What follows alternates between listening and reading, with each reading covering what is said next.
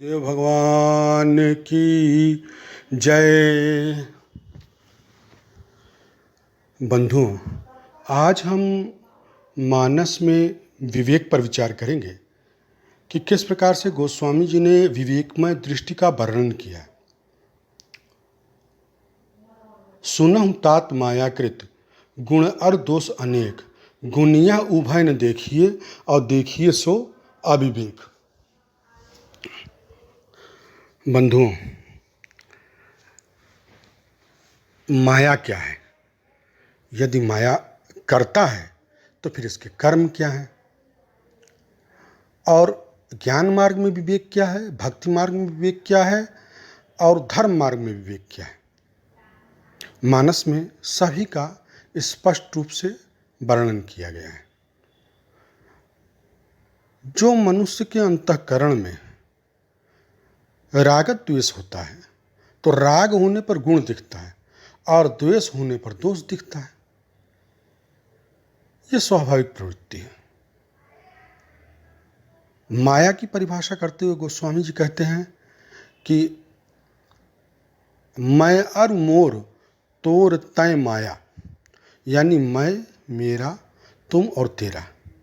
ये जो मनुष्य अपने हृदय में परिच्छिन्नता को धारण करता है, यही माया का मूल है। गो गोचर जहीं लग मन जाही सो सब जानो माया भाई। उसके बाद मन इसमें इन्हीं में संचरण करता है, इसी के धरातल पाके, तो ये माया का क्षेत्र हो जाता है। ये जो आकाश है, पाताल है या पंचभूत हैं, ये माया नहीं है, ये विद्या है। परंतु जो दुख देने वाली माया अविद्या है, वो तो मैं और मोर तोड़ता ही है और यही दृष्टि में भेद उत्पन्न करती है, क्योंकि यही परिच्छिन्नता का मूल बनती है।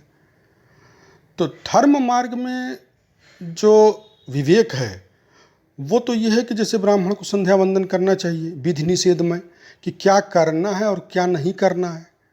तो विधि यह है कि संध्या वंदन करना चाहिए और निषेध यह है कि हिंसा नहीं करनी चाहिए। चाहिए विप्रूर कृपा घनेरी, ये आदर्श बात बताई गई है।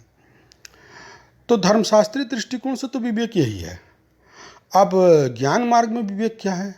तो ज्ञान मार्ग में जो विवेक है वो जड़ और चेतन से स्वयं को मैं चेतन हूँ ऐसा जानते हुए जो अनामय ब्रह्मपद है उससे एक करना, उस आत्म तत्व से एक हो जाना। जो अलग है, निरंजन है, अगुण है, अभेद है, वो जो चेतन तत्व है उससे एक हो जाना ही विवेक है। और भक्ति मार्ग में विवेक क्या है? तो भक्ति मार्ग में राग द्वेष की सर्वथा निवृत्ति करके अपने प्रियतम को सब में देखना। मैं सेवक सचराचर रूप स्वामी भगवंत, जाकी असमति न टरे सोई अनंत। इस प्रकार का दृष्टिकोण होना यही परम विवेक है।